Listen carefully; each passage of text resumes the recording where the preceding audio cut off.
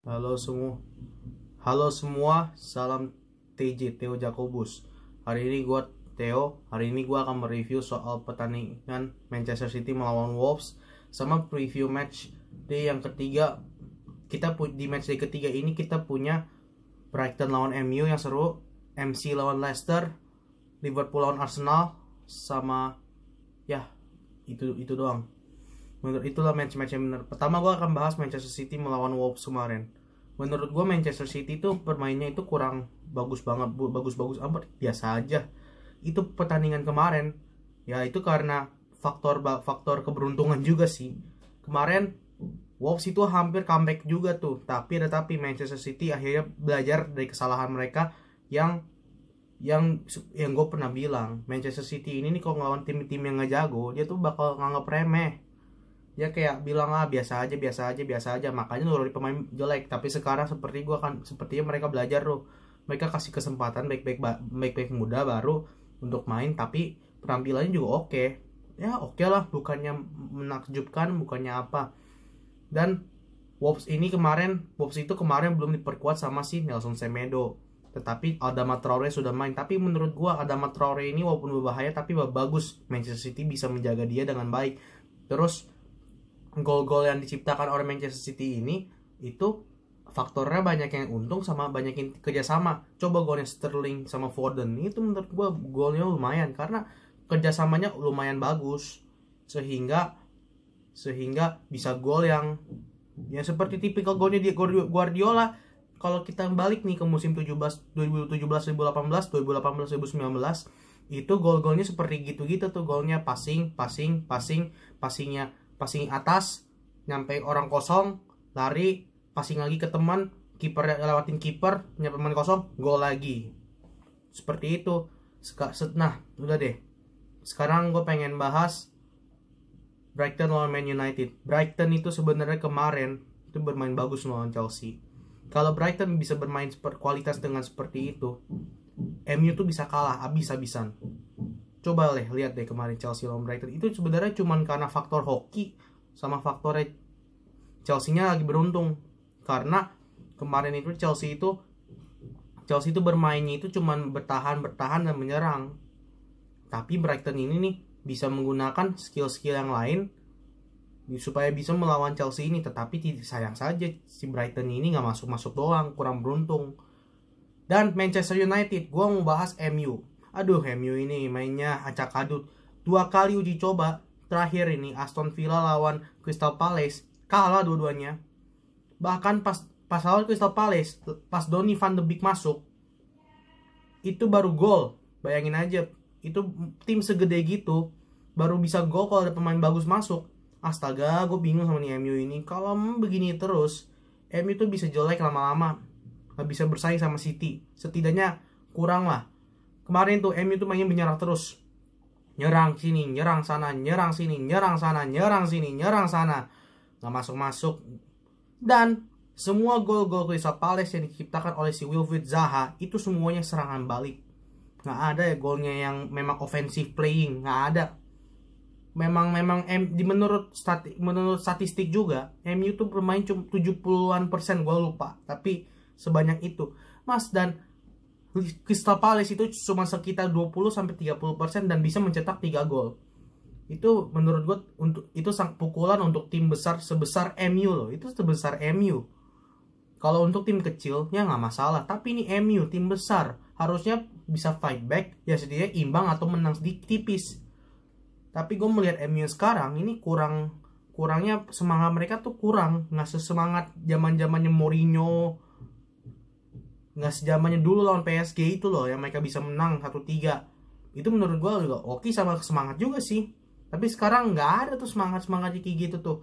Mau menang gimana? Mereka aja mainnya nggak beraturan, terus mereka ngandelin mereka banyak penaltinya musim lalu. Nggak tahu musim ini. Oke, capek gue kalau ngomong bahasin MU. Sekarang gue berpindah ke City lawan Leicester City. Leicester City ini sekarang bukan tim papan bawah lagi ya. Leicester City ini udah naik level sekarang. Dia udah middle class, udah bisa menyaingi Manchester City sama tim-tim besar. Musim lalu Leicester City ini itu Big Six dia. Setelah Big Six, dia bisa bersaing dengan ini. Menurut statistik pertandingan kemarin, Leicester baru kalah sama Arsenal di Carabao Cup. Tetapi tidak selalu setelah kalah Arsenal, City pasti bisa menangin lawan itu. Tidak mungkin, namanya sepak bola semuanya bisa terjadi. Menurut gue permainan Leicester City ini juga lumayan lah. Brendan Rodgers ini permainannya sebenarnya bagus, cuman belum terlalu advance aja. Bagus, tapi dia punya dasar-dasarnya bagus banget. Gue suka. Yang 2013-2014 itu menurut saya itu antara tidak hoki atau memang apa, saya nggak tahu, tapi menurut saya itu kurang hoki. Yang pas Steven Gerrard kepleset, habis itu si Crystal Palace bisa imbangin si Liverpool ini pada 2014-an. Dan gue akan balik ke Manchester City lagi. City tuh nggak, sekarang ya, Leicester City, untuk Manchester City nggak boleh namanya anggap Leicester itu tim kecil. Sekarang Leicester itu tuh bukan tim kecil juga. Sekarang dia udah tim medium. Dia bisa bersaing dengan MU, bisa bersaing dengan Chelsea loh musim lalu.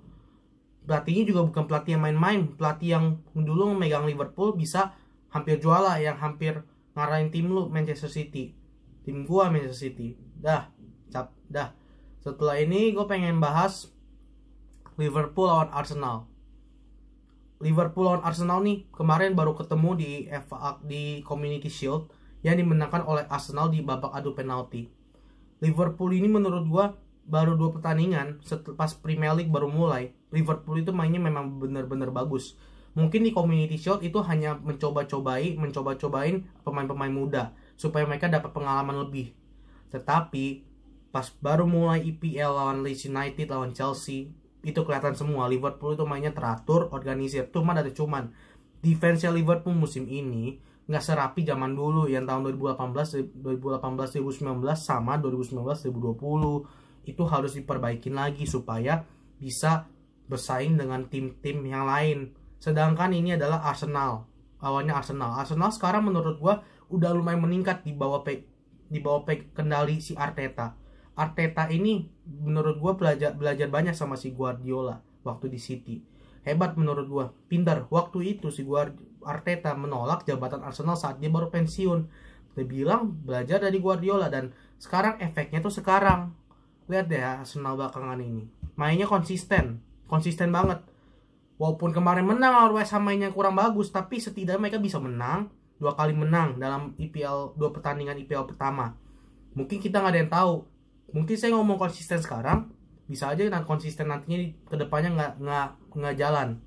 Setelah itu tadi saya belum bilang, ini ada satu pertandingan lagi yang seru, yaitu Tottenham lawan Newcastle.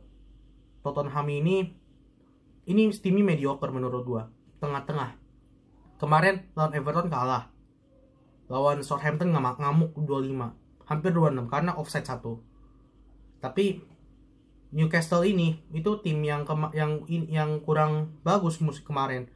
Saya cuma ingat Newcastle dibantai sama Brighton 0-3 di kandang sendiri. Tapi jangan sampai ya Tottenham ini dia tidak memperhatikan Newcastle, karena tidak semua tim yang kalah kemarin dibantai itu bakal kalah dibantai lagi sama tim lo yang makin gede. Bisa aja tim itu belajar makin bagus dan lu menganggap remeh tim seperti Newcastle. Ini yang Tottenham harus belajar juga. Dan kemarin gua melihat performa Tottenham kemarin melawan Southampton, gue juga pengen ngomong, kenapa nggak dilakukan performa itu saat melawan Everton kemarin? Karena menurut saya Tottenham itu harus bisa gol dengan beberapa kesempatan yang kecil. Memang kecil, cuman bisa berbuah gol kalau memang digunakan secara pas dan benar. Ya sudah, itu aja dari gua. Terima kasih. You never walk alone and God bless you. So pray for our COVID, so our COVID will be finished and we will be back to the normal again. Thank you.